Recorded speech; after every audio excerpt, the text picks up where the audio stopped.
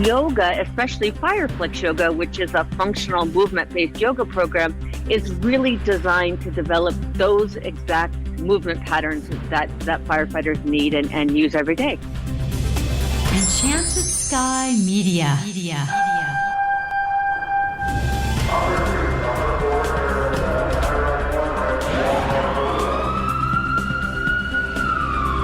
From the Federal Resources Studio, this is Code 3, the Firefighters podcast, hosted by award-winning journalist Scott Orr. Code 3 features interviews with leading members of the fire service, discussing firefighting strategy, tactics, and other topics you need to know more about. Now, here's Scott. That's right, and I will not let Parkinson stop me. Thank you for joining me again here on Code 3. This is the show for and about firefighters. We're informing and entertaining members of the fire service, just like you, from coast to coast. Here's an idea: yoga for firefighters. Wait, don't skip this episode yet. You owe it to yourself to hear about this, because even if you think yoga is not for you, it can probably help a problem you have. It's got a lot of benefits for firefighters.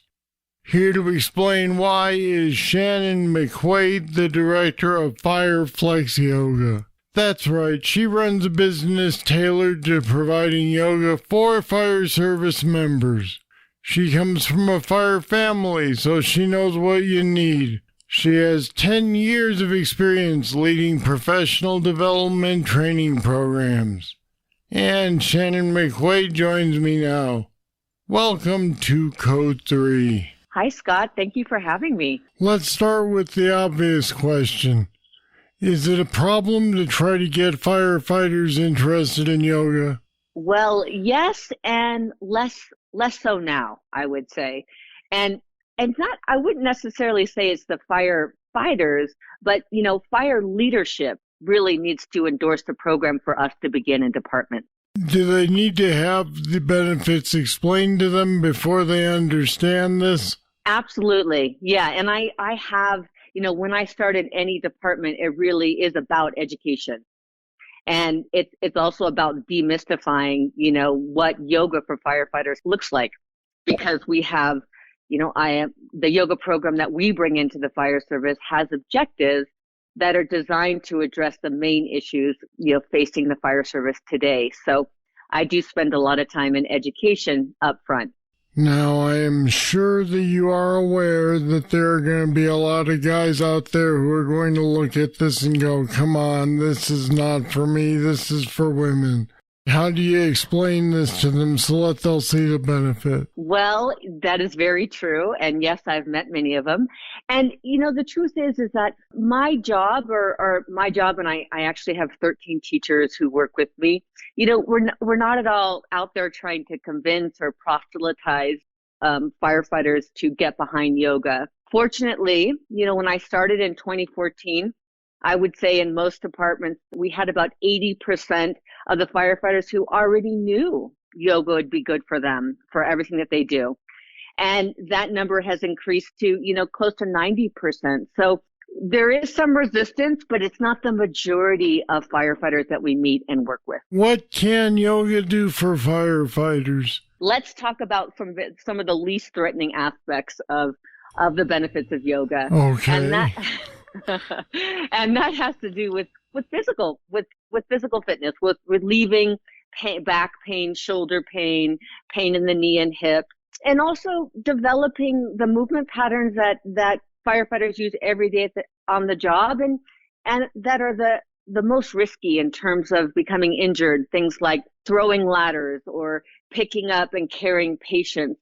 This is where a lot of firefighters can experience a strain or a sprain. And so yoga, especially FireFlex Yoga, which is a functional movement-based yoga program, is really designed to develop those exact movement patterns that firefighters need and use every day.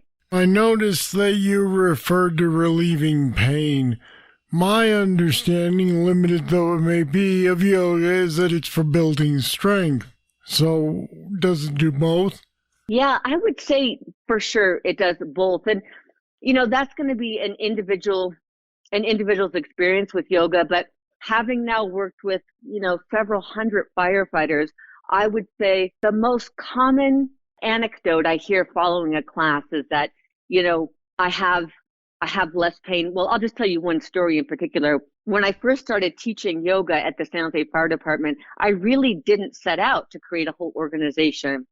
I really just was trying to float an idea to see how beneficial it would be for firefighters, having grown up in a fire family.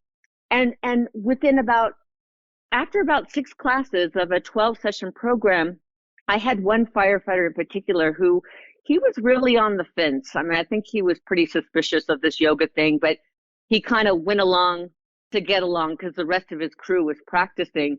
And I showed up one morning and he sort of intercepted me on the way to the station. And he said, "Shannon, for the first time in 10 years, I woke up this morning and didn't immediately think about my back pain because it wasn't there." So absolutely, I think yoga is beneficial for relieving pain, and also building strength. How does it relieve pain? I mean, is it something that helps you to learn to mask the pain, or does it alleviate the actual problem that's causing the pain? Well, I don't want to get too woo-woo on you, but there's go ahead and woo. It's all right.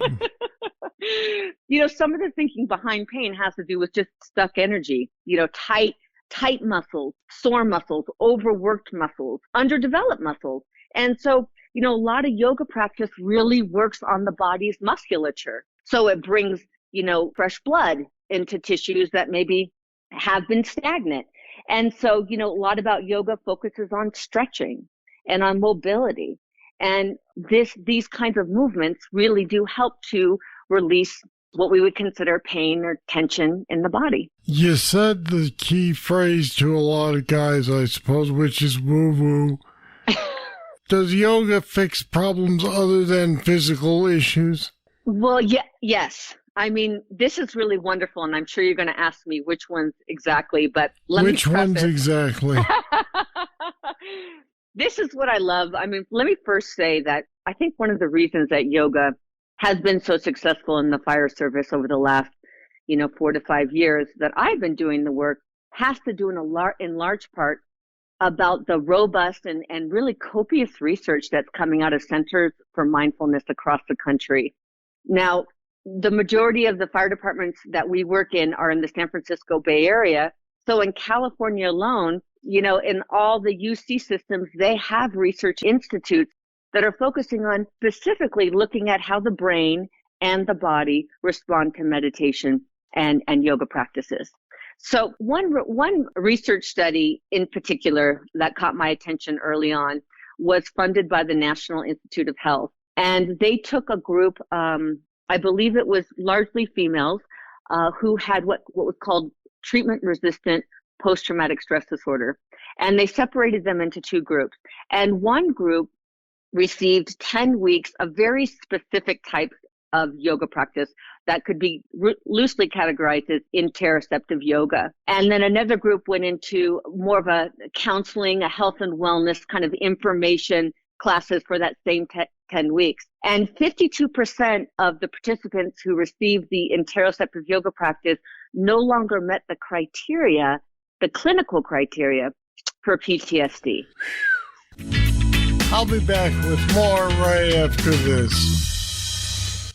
Federal Resources is a mission-critical solutions provider with only one goal: to empower and prepare the first responder for any threat, at home or abroad, that they are called on to respond to. Your mission is to protect and defend. Our mission is to make sure you're equipped with the knowledge and training on response techniques to current threats.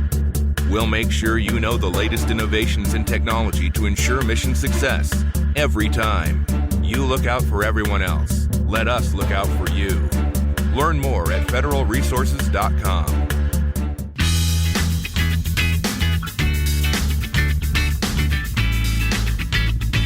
All right, I gotta ask this then. Is this something that you have to believe will work for it to work, or does it just work if you do it right?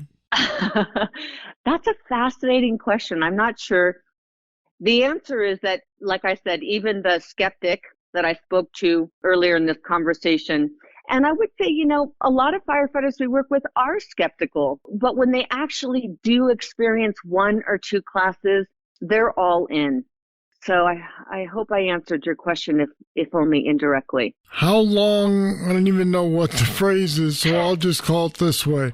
How long a course of treatment or number of classes do you have to take before you start to see real results?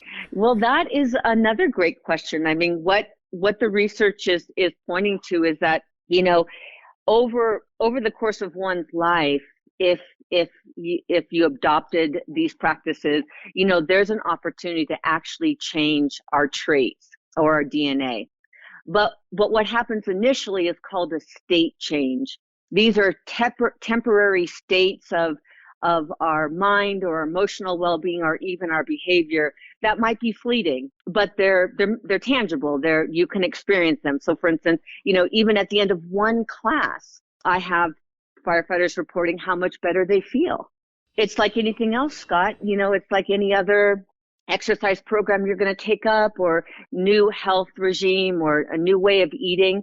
You need to do it over time and regularly to experience not just the state change, but an actual trait change. How did you get involved with this in particular? So I think it was just a series of synchronicities. I came from a fire family. So my father was a San Jose firefighter for over 34 years, as was my uncle. And at that time, this is in the 80s when I was growing up, a lot of my father's friends, and therefore my friends were firefighters and children of firefighters. So I understood the culture from that perspective. After college, I went off and took my first trip to India, and I fell in love with the practices personally. I mean, it was my own personal pain as a young 20-something that sent me searching.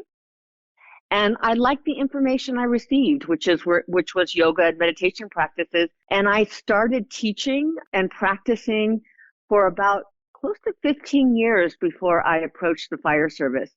And at the time, I was looking to complete a master's degree in leadership.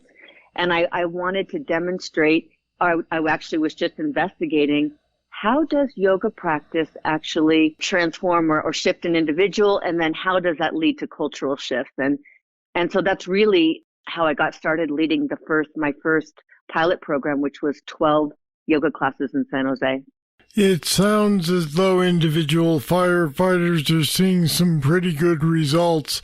How has the administration of these departments looked at your program once people have taken it? Well, administrators, fire leadership and administrators, they're handling a lot of competing intentions. I mean, they have fiscal responsibilities for their departments, but, and then they also have the health and wellness responsibilities for all their staff.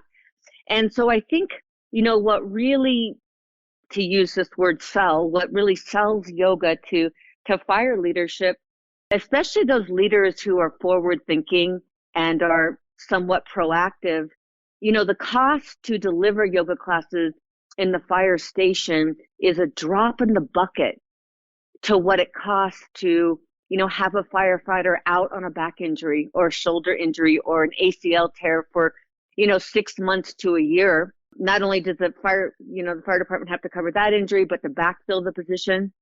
I'll tell you one other anecdote that I think is pretty powerful. I was working in a department. We went out there and did our 10 sessions.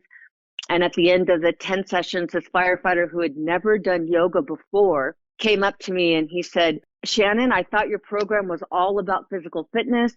I thought it was about mobility." He said, "But after 10 sessions, I'll tell you what's changed the most in my life is my drinking."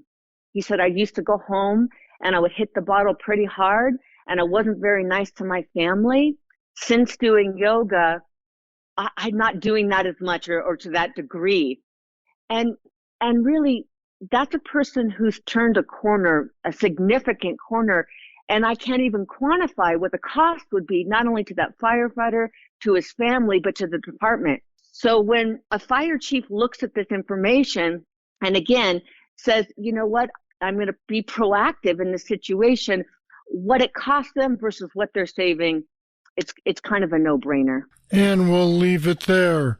Shannon McQuaide, thanks for answering some dumb questions for me today here on Code 3. Thank you so much for having me, Scott. I really appreciate this time together. And we put some more information about how yoga could help you on our website at code3podcast.com/yoga.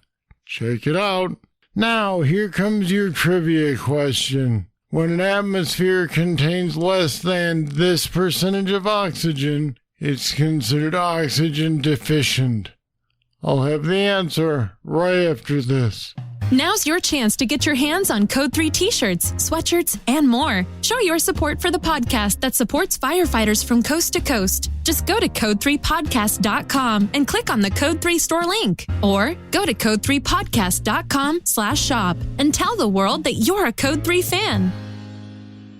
Here's the trivia answer. An oxygen-deficient atmosphere contains less than 19.5% oxygen.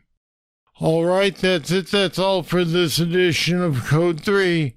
I'd like to hear what you think of the show. Just email me, scott@code3podcast.com. Thank you for listening. I'll be back next time with more. I hope you'll join me. I'm Scott Orr, and until then, stay safe. Code 3 is made possible through the generous support of Federal Resources. Visit them at federalresources.com. This show is a production of Enchanted Sky Media. To contact us, get more information on today's show, or to subscribe to the podcast, go to code3podcast.com.